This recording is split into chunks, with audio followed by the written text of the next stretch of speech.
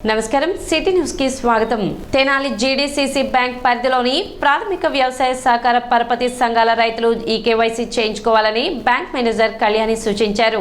అంగలకుదురు, పెదరావురు, ఎరుకలపూడి, నందివెలుగు, నేలపాడు, ఎడ్లపల్లి, పెద్దగాదెలవరం మొత్తం 7 ప్రాథమిక వ్యవసాయ సహకార పరపతి సంఘాలు బ్యాంక్ పరిధిలో ఉన్నాయని, గ్రామ రైతులు రుణాలు కలిగిన మరియు సభ్యత్వ ఓటు కలిగిన రైతులందరూ ఆధార్ కార్డ్, 2 ఫోటోలు, ఫోన్ నెంబర్ తీసుకుని ఆయా పరిధిలోని సొసైటీలకు వెళ్లి ఈ కేవైసీ చేయించుకోవాలని బ్యాంక్ మేనేజర్ కళ్యాణి విజ్ఞప్తి చేశారు. తెనాలి పట్టణంలో జీడీసీసీ బ్యాంక్ సిఓ కౌంటర్ పరిధిలో మొత్తం 7 సంఘాలు ఉన్నాయండి. ఒకటి అంగలకుదురు, పెదరావురు, ఎరుకులపూడి, నందివెలుగు, నేలపాడు, ఎడ్లపల్లి, పెద్దగాదెలవరం. ఈ పరిధిలోని రైతులు ఎవరైతే ఉన్నారో వాళ్ళ ఆధార్ కార్డు, పాన్ కార్డు, 2 ఫోటోలు, వాళ్ళ ఫోన్ నెంబర్స్ తీసుకొని ఆ యొక్క సంఘం యొక్క సిఓ గారిని కలిసి వాళ్ళ యొక్క కేవైసీ అప్డేట్ చేసుకోవాల్సిందిగా కోరుచున్నాం. కంప్యూటరైజేషన్ వర్క్ కోసం ఇది జరుగుతూ ఉంది. అందరూ తమ యొక్క ఆధార్ కార్డు, పాన్ కార్డు తీసుకొని కేవైసీ అప్డేట్ చేసుకోవాల్సిందిగా కోరుచున్నాం. సిఓ కౌంటర్ బ్రాంచ్ పరిధిలో 7 సంఘాలు ఉన్నాయండి.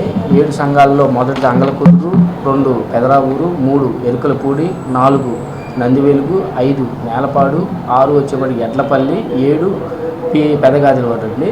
ఈ సొసైటీ కంప్యూటరైజేషన్లో భాగంగా ఈ ఎవరైతే సంఘంలో సభ్యత్వం ఉందో, లోన్ ఉందో వాళ్ళందరూ కూడా సొసైటీ కంప్యూటరైజేషన్ జరుగుతుంది కావున వారందరూ కూడా ఆధార్ కార్డులు, వారి యొక్క పాన్ కార్డు, 2 పాస్పోర్ట్ సైజ్ ఫోటోలు ఇచ్చి ఆ సంఘంలో కార్యదర్శి గారిని సంప్రదించి వాటిని ఇస్తే మేము కంప్యూటరైజేషన్ చేయడానికి త్వరితగతిన కార్యక్రమం జరుగుతుందండి. కాబట్టి మీరందరూ సంఘం మా బ్రాంచ్ పరిధిలో ఉన్న సంఘంలో ఉన్న రైతులందరూ సహకరించవలసిందిగా కోరుచున్నాం. ఎండియుల వ్యవస్థను తొలగించి తిరిగి రేషన్ షాపుల వద్ద కార్డుదారులకు సరుకుల పంపిణీకి రాష్ట్ర ప్రభుత్వం సూత్రప్రాయంగా అంగీకరించింది. ఈ నిర్ణయంపై డీలర్లు అందరూ హర్షిస్తూ ఈ రోజు తెనాలి తహసీల్దార్ కార్యాలయ ప్రాంగణం నందు రాష్ట్ర అసోసియేషన్ అధ్యక్షులు దివి లీలా మాధవరావు పిలుపు మేరకు ముఖ్యమంత్రి నారా చంద్రబాబు నాయుడు, రాష్ట్ర పంచాయతీరాజ్ గ్రామీణాభివృద్ధి శాఖ మంత్రి పవన్ కళ్యాణ్, రాష్ట్ర పౌర సరఫరాల శాఖ మంత్రి నాదెళ్ల మనోహర్, రాష్ట్ర బీజేపీ అధ్యక్షురాలు పురంధరేశ్వరి చిత్రపటాలకు తెనాలి పట్టణ మరియు గ్రామీణ డీలర్లు పాలాభిషేకం నిర్వహించారు. ఈ కార్యక్రమంలో డీలర్లు G V Kotireddy, A Ramarao, CH Nagaraju, B N Malleswari, Sheikh Shajida, E Sivaprasad, P Hanumantharao, T Shyam Sundar, P Hari, Madhubabu తదితరుల డీలర్లు పాల్గొన్నారు. ఈరోజు గత 48 నెలల నుంచి సాగుతున్నటువంటి ఎండియు వ్యవస్థను తొలగించి మళ్ళీ రేషన్ షాపుల దగ్గరే పంపిణీ ప్రారంభించడానికి ఎన్డీఏ కూటమి ప్రభుత్వం అయినటువంటి చంద్రబాబు నాయుడు గారి నాయకత్వంలో ఉన్నటువంటి కూటమి ప్రభుత్వం నిర్ణయం తీసుకున్నందుకు డీలర్లందరం హర్షం వ్యక్తం చేస్తూ వారి యొక్క చిత్రపటానికి గౌరవ మంత్రివర్యులైనటువంటి పౌర సరఫరాల శాఖ మంత్రివర్యులైనటువంటి మనోహర్ గారి యొక్క చిత్రపటానికి, అట్లాగే బీజేపీ ప్రతినిధి మన పురంధరేశ్వరి గారి యొక్క చిత్రపటానికి పాలాభిషేకం చేయడం జరిగింది. త్వరలోనే ఈ నిర్ణయాన్ని చేసి ప్రజలందరికీ కూడా ఇతోధిక సేవలు చేయడానికి మా వంతు కృషి చేస్తామని, గతంలో లాగే మేము ఎంతో కృషి చేసినందుకు రాష్ట్ర ప్రభుత్వం గత 2014 to 19 మధ్యలో దాదాపు 8 అవార్డులు నేషనల్ లెవెల్లో మొదటి స్థానంలో పౌర సరఫరాల పంపిణీకి సంబంధించినటువంటి 8 అవార్డులు తీసుకోవడం జరిగింది ఆంధ్రప్రదేశ్ ప్రభుత్వం. తెనాలి మండలం పురిపాలెం గ్రామం ఎస్సీ కాలనీ శ్మశాన వాటికను జనాభాకు అనుగుణంగా విస్తరింపచేయాలని కోరుతూ ఆల్ ఇండియా మాదిగ రిజర్వేషన్ పోరాట సమితి తహసీల్దార్ కార్యాలయంలో వినతి పత్రం అందజేశారు. 350 గృహాలు, 1500 మంది జనాభా కలిగిన తమకు శ్మశాన వాటిక విస్తీర్ణం చాలా స్వల్పంగా ఉందని, ప్రస్తుత జనాభా అవసరాలకు అనుగుణంగా లేకపోవడం వలన తీవ్ర ఇబ్బందులు ఎదుర్కొంటున్నామని, జనాభాకు అనుగుణంగా శ్మశాన స్థలాన్ని విస్తరించే విధంగా తగు చర్యలు తీసుకుని తమ యొక్క ఆత్మ గౌరవాన్ని కాపాడాలని కోరారు. కార్యక్రమంలో జిల్లా అధ్యక్షులు కిన్నెర నాగరాజు మాదిగ, జిల్లా నాయకులు కొమరాల శ్రీను మాదిగ, చిరువురు నాగరాజు మాదిగ, కటవరపు కోటేశ్వరరావు మాదిగ,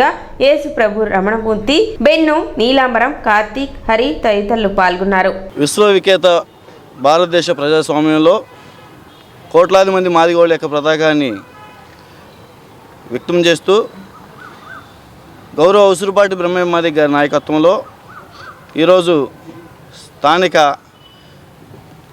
గుంటూరు జిల్లా అధ్యక్షునిగా బురిపాలెం గ్రామ నివాసిని మాదిగల యొక్క ఆత్మగౌరవం కోసం శ్మశాన వాటిక చాలా ఇబ్బందికరమైన అంశం. ఆ అంశంపై తెనాలి స్థానిక ఎంఆర్ఓ గారిని కలిసి సమస్యల గురించి శ్మశానం అదనపు స్థలం కేటాయించాలనే ఉద్దేశంతో అలాగే కిలోమీటర్ దూరంలో ఉన్నటువంటి స్థలాన్ని ఏదైతే శ్మశానానికి గ్రామానికి ఉన్నటువంటి కిలోమీటర్ల దూరంలో ఉన్నటువంటి శ్మశానానికి రోడ్డు అనేది గ్రావెలు మెటల్ రోడ్డు అనేది ఖచ్చితంగా శాంక్షన్ చేసి 10-15 రోజుల్లోపు ఖచ్చితంగా మాదిగల ఆత్మగౌరవం కాపాడాలనే ఉద్దేశంతో మీడియా ముందు తెలియపరచడం జరుగుతూ ఉంది. గుంటూరు జిల్లా తెనాలి పట్టణంలో పట్టణానికి కూతవేడు దూరంలో బురిపాలెం గ్రామం మాదిగపల్లిలో మాదిగల యొక్క ఆత్మగౌరవానికి తీవ్రమైన విఘాతం కలిగిస్తున్న విషయం పైన మేము తీవ్రమైన గర్హాన్ని వ్యక్తం చేస్తూ ఉన్నాం. ఇది చాలా బ్యాడ్ యాక్షను. ఏదైతే బుర్రిపాలెం గ్రామంలో మాదిగపల్లి ఉందో శ్మశాన వాటిగా వర్షాకాలం బాగా ఇబ్బంది పడుతున్నారు ప్రజలు. శ్మశానానికి మృతదేహాన్ని తీసుకెళ్లాలన్నా కూడా బురదమయం అవడం వల్ల ప్రజలు బాగా ఇబ్బంది పడుతున్నారు. అది దాంతోపాటు పాపులేషన్కి ప్రపోర్షనేట్గా శ్మశానం కూడా దాని ఎక్స్టెంట్ సరిగా లేదు. కాబట్టి ఎంఆర్ఓ కూడా దయచేసి ఎమ్మటే సైట్ విజిట్ చేసి యుద్ధ ప్రాతిపదికన ముందు వేని క్లియర్ చేయాలని, మార్గాన్ని మరమ్మతులు చేసి శాశ్వతమైన పరిష్కారం చూపించాలని, అదేవిధంగా పాపులేషన్కి అనులోమానుపాతంగా ఎక్స్టెంట్ను కూడా ఎక్స్టెండ్ చేయవలసిందిగా ఈ సందర్భంగా రిక్వెస్ట్ చేస్తా ఉన్నాం. పశ్చిమ బెంగాల్లో జూనియర్ డాక్టర్పై అత్యాచారం చేసి హత్య చేసిన ఘటన తెనాలి ఐఎంఏ సభ్యులు తీవ్రంగా ఖండించారు. బోస్ రోడ్లోని ఐఎంఏ కార్యాలయంలో ఏర్పాటు చేసిన విలేకరుల సమావేశంలో సభ్యులు మాట్లాడారు. కోల్కతాలోని అర్జికల్ మెడికల్ కాలేజీలో 31 ఏళ్ల ట్రైనీ డాక్టర్ను రేప్ చేసి హత్య చేసిన సంఘటన తీవ్ర దిగ్భ్రాంతికి గురి చేసిందని, హాస్పిటల్లో కూడా డాక్టర్లు సురక్షితంగా ఉండకపోతే ఆడపిల్లలు ఇంకెక్కడ క్షేమంగా ఉంటారని ఆవేదన వ్యక్తం చేశారు. బాధితురాలి తల్లిదండ్రులు, కుటుంబ సభ్యులు, స్నేహితులకు ప్రగాఢ సానుభూతి తెలిపారు. ఇంత క్రూరమైన ఘటనకు పాల్పడిన వారిని వదిలిపెట్టకూడదని, బెంగాల్లోని మమతా సత్కార్ నేరస్తుని పట్టుకుని బాధిత కుటుంబానికి న్యాయం చేయాలని డిమాండ్ చేశారు. ఈ రోజున మా తెనాలి ఐఎంఏ కూర్చుంది. ఎందుకంటే మెయిన్గా national IMA national wide protest చేయమని చెప్పేసి పిలిపివ్వటం జరిగింది. అందులో భాగంగా ఇక్కడ తెనాలి ఐఎంఏ కూడా ఈవెందో అంటే ఇన్సిడెంట్ కలకటాలో జరిగిన, వెస్ట్ బెంగాల్లో జరిగిన, దేశం మొత్తం మన దేశంలో భాగమే, దేశం మొత్తం కూడా ఇలాంటివి అన్ని చోట్ల జరుగుతున్నాయి కాబట్టి దేశం మొత్తం మీద డాక్టర్స్ అందరూ ప్రొటెస్ట్ చేస్తున్నారు. అందులో భాగంగానే ఇది కూడా ఈ ప్రెస్ కాన్ఫరెన్స్. ముఖ్యంగా ఇంతకుముందు కొంచెం చిన్న చిన్న మ్యాన్ హ్యాండ్లింగ్ జరుగుతుంది. ఇప్పుడు మెయిన్గా రేపు చేయటం, ఒక డాక్టర్ని పీజీ స్టూడెంట్ని రేపు చేయటం, తర్వాత చంపేయటం అనేది అత్యంత దారుణం. దీనికి అన్నిటికీ ఏ ప్రభుత్వానికి, వెస్ట్ బెంగాలే కాదు మన ఆంధ్రప్రదేశ్ గవర్నమెంట్ కూడా, మన ఇండియన్ సెంట్రల్ గవర్నమెంట్ కూడా మేము రిక్వెస్ట్ చేసేది ఏంటి, ఎలాంటి జరగనీయకుండా చూడాలంటే సెక్యూరిటీ ఉండాలి. ముఖ్యంగా గవర్నమెంట్ డాక్టర్స్ చాలా ముందుకు రావాలి. మెయిన్ గవర్నమెంట్ డాక్టర్స్కే ఇది జరిగేది. గవర్నమెంట్ డాక్టర్సే ముందుకు రావాలి. మీరు ముందుకు గవర్నమెంట్ డాక్టర్స్కి మేము private doctors IMA Indian medical association కూడా సపోర్ట్గా ఉంటాం. గవర్నమెంట్ హాస్పిటల్లో సెక్యూరిటీ బాగుండాలి. మెయిన్గా లేడీ డాక్టర్లకి సపరేట్ హాల్స్ ఉంది నిద్రపోవటానికి, డ్యూటీ చేస్తానికి. అవి ఇన్సిస్ట్ చేయాలి.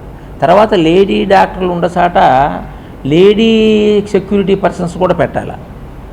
అచ్చగా మెలిసి లేడీ సెక్యూరిటీ పర్సన్స్ పెట్టాలి. సమావేశంలో ఐఎంఏ అధ్యక్షురాలు డాక్టర్ విజయలక్ష్మి, పావని ప్రియాంక, చందు సాంబశివుడు, శ్యాంప్రసాద్, జాస్తి సుబ్బారావు, పలువురు వైద్యులు పాల్గొన్నారు. ఈరోజు ఈ ప్రెస్ మీట్ పెట్టడానికి నాకు చాలా బాధగా ఉందండి. ఇది ఒక black day in Indian medical history అనే చెప్పాలి. ఎందుకంటే ఒక డ్యూటీలో ఉన్న ఒక లేడీ డాక్టర్, చదువుకుంటున్న అమ్మాయి, స్టూడెంట్ ఆఫ్ మెడిసిన్, ఆ అమ్మాయి డ్యూటీలో ఉండి డ్యూటీ రూమ్లో, సెమినార్ రూమ్లో మంచి రెస్టింగ్. అప్పుడు అక్కడ ఒక వాలంటీర్, పోలీస్ డిపార్ట్మెంట్కి సంబంధించిన ఒక వాలంటీర్ అంటే ఇన్ఫార్మర్స్ లాగా ఉంటారు కదా, అలాంటి వ్యక్తి ఆ అమ్మాయి మీద అఘాయిత్యం చేసి ఆ అమ్మాయిని దారుణంగా హత్య చేశారు. ఈ విషయం మన రాష్ట్రం అంతా, మన దేశమంతా చాలా ప్రగాఢమైన దిగ్భ్రాంతికి గురి చేస్తుంది. ఎందుకంటే ఎప్పుడైనా సరే సేవ్ ది సేవియర్స్ అని మనందరం చూస్తున్నాం. ఈ మధ్యకాలంలో డాక్టర్స్ మీద దాడులు విపరీతంగా పెరిగాయి. మిమ్మల్ని కాపాడే వ్యక్తి చేతులే మనం నరుక్కుంటే సమాజం ఎటు వెళ్తుందో అర్థం కావట్లేదు. మనకి జన్మనిచ్చేది తల్లి అయితే మరుజన్మ ఇచ్చేది డాక్టర్ అండి. అలా తల్లి స్థానంలో ఉన్న స్త్రీ మీద ఇవాళ అఘాయిత్యం జరగటం అనేది చాలా దారుణమైన విషయం, ఖండించాల్సిన విషయము.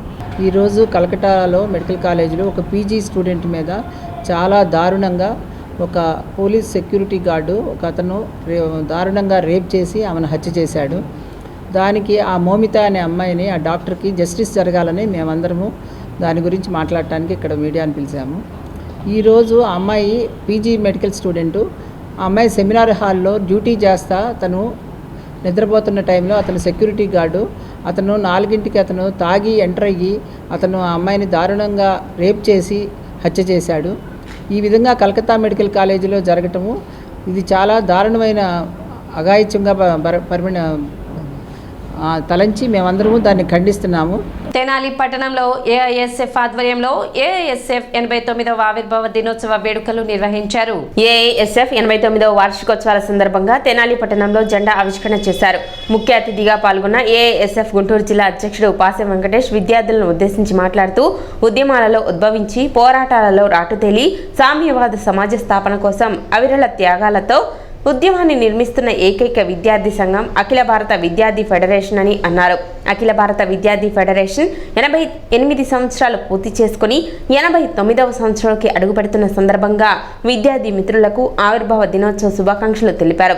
విద్యార్థుల పక్షాన నిరంతరం పోరాటం చేస్తూ వారి సమస్యల పరిష్కారం కొరకు నిరంతరం పోరాటం కొనసాగిస్తామని తెలిపారు. ఈ కార్యక్రమంలో ఏఐఎస్ఎఫ్ మాజీ నాయకులు మద్దినేని కిరణ్, చైతన్య కళాశాల ప్రిన్సిపల్ తిరుపతిరావు, ఏఐఎస్ఎఫ్ తెనాలి పట్టణ అధ్యక్షుడు గండు శివ, కార్యదర్శి చెన్నూరి సాయి, ఉపాధ్యక్షులు తేజ, భూమేష్, ఏఐఎస్ఎఫ్ నాయకులు సన్నీ, గౌతమ్, పవన్, యశ్వంత్, తేజ, విద్యార్థులు తదితరులు పాల్గొన్నారు. అఖిల భారత విద్యార్థి సమైక్య ఏఐఎస్ఎఫ్ 89వ ఆవిర్భావ దినోత్సవం సందర్భంగా తెనాలి నియోజకవర్గంలో మరి విద్యార్థులు యువకులు కలిసి ఈరోజు పతాకావిష్కరణ కార్యక్రమాన్ని చేపట్టడం జరిగింది. అఖిల భారత విద్యార్థి సమైక్య నిరంతరం విద్యార్థి సమస్యల మీద పోరాడుతూ అప్పుడు పరాయి పాలకులైనటువంటి బ్రిటిష్ గవర్నమెంట్ మీద స్వాతంత్రం మా జన్మ హక్కు అనే ఒక నినాదంతో మరి ఆ రోజు పరాయి పాలకులైనటువంటి బ్రిటిష్ గవర్నమెంట్ మీద పోరాడి మరి భారతదేశంలో మొట్టమొదటి స్టూడెంట్ విద్యార్థి విభాగంగా మరి ఏఐఎస్ఎఫ్ని తీసుకురావడం జరిగింది.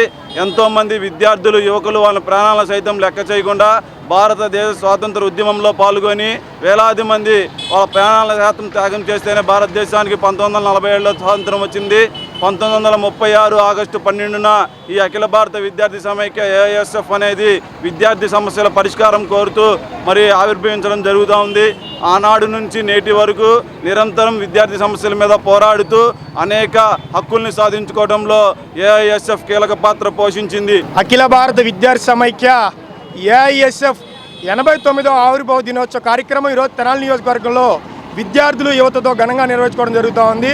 ఈరోజు తెనాలి నియోజకవర్గంలో చూస్తూ ఉంటే ప్రతి కళాశాల ఎదుట ఏఐఎస్ఎఫ్ పతాకం ఎగరవేయడం జరుగుతూ ఉంది. ముఖ్యంగా చెప్తా ఉన్నాం 1936 ఆగస్టు 12న అంటే స్వతంత్రం రాకముందు విద్యార్థి సంఘంగా ఏర్పడి ఈ రాష్ట్రంలో ఉన్న బీసీ, ఎస్టీ, బడుగు బలహీన వర్గాల కోసం, అదేవిధంగా పేద బడుగు బలహీన వర్గాల కోసం, విద్యార్థుల కోసం, వారి సమస్యల కోసం నిరంతరం పనిచేస్తున్న ఏకైక ఆర్గనైజేషన్ అఖిల భారత విద్యార్థి సమైక్య అని చెప్పి పనిచేస్తున్నాం మేము. కానీ అదేవిధంగా విద్యార్థులు కానీ గర్వంగా చెప్పుకోదగ్గ విషయం. ఆనాటి నుంచి ఈనాటి వరకు రాష్ట్రంలో ఉన్న సమస్యల మీద కానీ, దేశంలో ఉన్న సమస్యల మీద కానీ నిరంతరం పోరాడుతున్న సంఘం అఖిల భారత విద్యార్థి సమైక్య. సర్దార్ భగత్ సింగ్ గారి ఆశయాలతో ఈ రోజుకి ఈ ఆర్గనైజేషన్ కొనసాగుతుందంటే ఆ రోజు చేసుకున్న పుణ్యం అని చెప్పి ఈ సందర్భంగా తెలియజేస్తా ఉన్నాం. సిటీ న్యూస్ ఇంతటితో సమాప్తం. నమస్కారం.